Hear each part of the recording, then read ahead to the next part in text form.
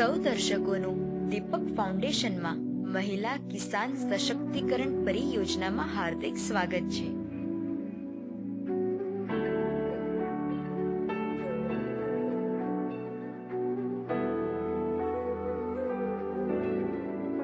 ગામ ખાટિયાવાડ। મારું નામ સુભાબેન રામાભાઈ। અમે 2 એકર મેં કપાસ અને મકી ભેગું નાખ્યું છે અને 1.5 કળવનો ગાળો રાખ્યો છે અને કપાસ વેચવા માટે અને મકી ખાવા માટે એ ઉપયોગ કર્યો છે।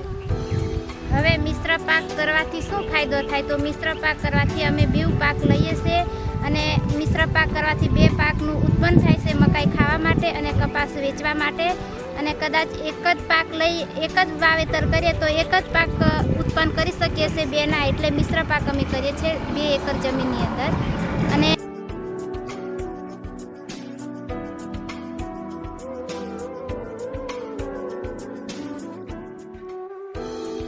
કૃષિ વિજ્ઞાન કહે છે ઘણી વનસ્પતિઓ આપસમાં એકબીજાને પૂરક તેમજ શક્તિશાળી બનાવે છે, તો આવા પાકોની યોગ્ય પસંદગી કરીને મિશ્રિત ખેતી કરવામાં આવે છે।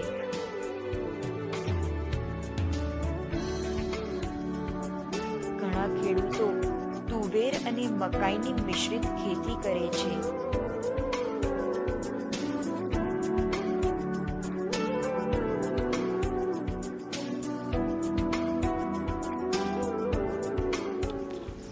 પહેલું અમે હળ લાકડું જોડીને મકાઈને તુવેર વાવણી કરીએ। વાવણી કર્યા પછી ઉગી જાય પછી હળ લાકડું માર્યા પછી નિંદામણ પૈતા પછી ખાતર આવીએ। ખાતર આવેલા પછી મકાઈનો ઉસાર આવી જાય, ઉસાર આવે એટલે ચમરી આવે પછી ડોળા આવી જાય, ડોળા પાકી જાય, પાક્યા પછી કાપી નાખીને પછી તુવેરની વ્યવસ્થા થાય। તુવેર બરાબર મકાઈને તુવેરનો પાક પોણી કમ્પ્લીટ હરકો પાક આવે એ રીતે અમે વાવેતર કરીએ।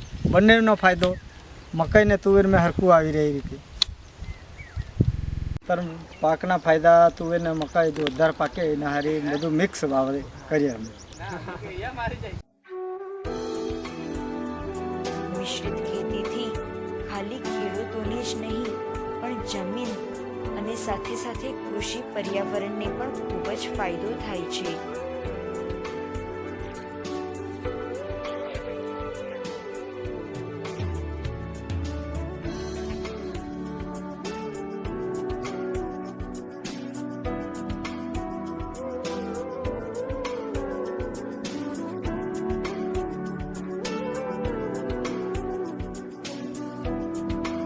ડાંગર અને મકાઈની પણ મિશ્રિત ખેતી કરવામાં આવે છે। હા સાહેબ, અમે પહેલાં શરૂઆતમાં જમીન ઉનાળામાં બળદથી હળ ચલાવીને જમીન બધી ખેડીને તૈયાર કરી, પછી વરસાદની તૈયારી થઈને એના પહેલાં વરસાદ પહેલાં જ આ વાવણી કરી દીધેલી બળદથી હળથી ઓરીને મકાઈ ને ડાંગર મિક્સ કરીને। પછી જો છોડ મકાઈને આવું નજીક લાગે ને તેને ઉપાડીને ખેંચી કાઢવાના અને પછી જે ડાંગર ખરીને એ આ મકાઈ પહેલાં પાકી જાય પછી ડાંગર પાકે એ રીતે છે। પછી ફરી નીકળી જાય એટલે પછી આ મકાઈ પાછું વાવેતર થાય એના માટે આ મિક્સ પાકે અને ઉત્પાદન સારું મળે બેવનું। પેલું મકાઈ અલગ અલગ છોડ હોય ને એટલે મોટા એના ફળ આવે, એટલા માટે આ રીતે એ કર્યું છે।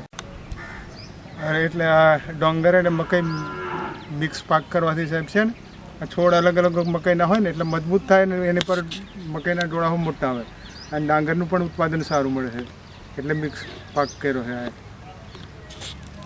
અને બીજું કે આ ફરી જલ્દી નીકળી જાય ને એટલે પછી પાછું બીજો પાક મકાઈનો લેવાનો તૈયાર થઈ જાય, એટલે એમાં શિયાળામાં પેલું વાતાવરણ માફક આવે ને એટલે મકાઈનું ઉત્પાદન સારું મળે એ ટાઈમે। એટલે